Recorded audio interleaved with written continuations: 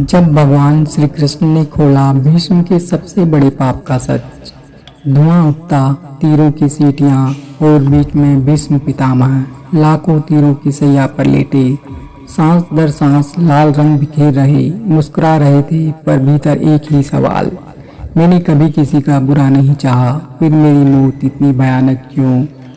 तभी नीले वस्त्र में श्री कृष्ण भगवान वहां आए, आंखों में करुणा, आवाज में शक्ति। गंगा पुत्र, दर्द के दो कारण हैं, आज का कर्म और कल का झोपड़ा। भीष्म ने धीरे से पूछा, कृपया साफ कीजिए मधुसूदन। और फिर कृष्ण ने जो बात बोली उसे सुनकर भीष्म के आंसू पहली बार छलके। कृष्ण ने फुसफुसाकर कहा, याद है द्रौपदी का वो दिन, चीरहरण हो रहा था, तुम चुपचाप खड़े रहे, राजसभा में सिंहासन पर बैठे, पर धर्म का शंख नहीं बजाया। यही चुप्पी महापाप है।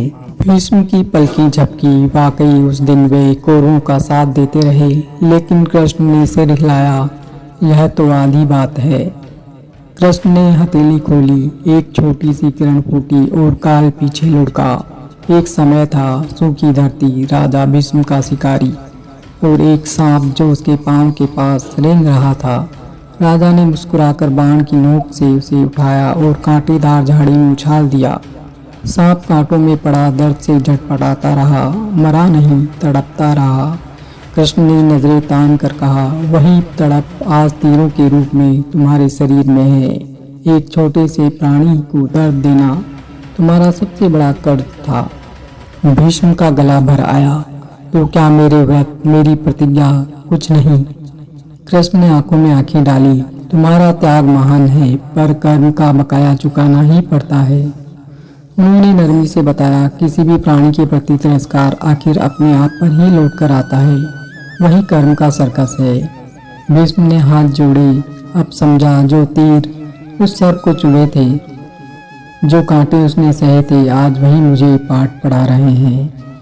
कृष्ण ने भीष्म का हाथ पकड़ा, अब आप अपना ज्ञान उतारो, युधिष्ठिर तैयार हैं। अर्जुन और युधिष्ठिर को बुलाया गया।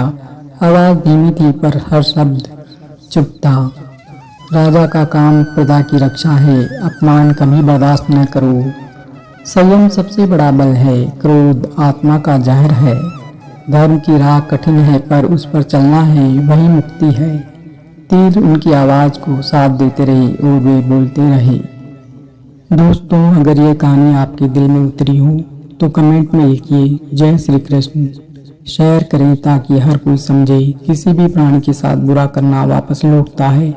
सब्सक्राइब करें। अगले एपिसोड में महाभारत का एक और अनसुना पहलू ला रहे हैं। सूर्य ढला, भीष्म ने प्राण छोड़े, आकाश में शंख गूंजे, उनकी आत्मा गंगा में विलीन हुई। तीरों की सैया धरती पर रह गई, पर पीछे छोड़ गई एक सीख, हर छोटा बड़ा कर्म लिखा जाता है। जब तक प्रेम और करुणा से कर्म करेंगे, तब तक कोई तीर भीतर नहीं चुभेगा। जय श्री कृष्णा।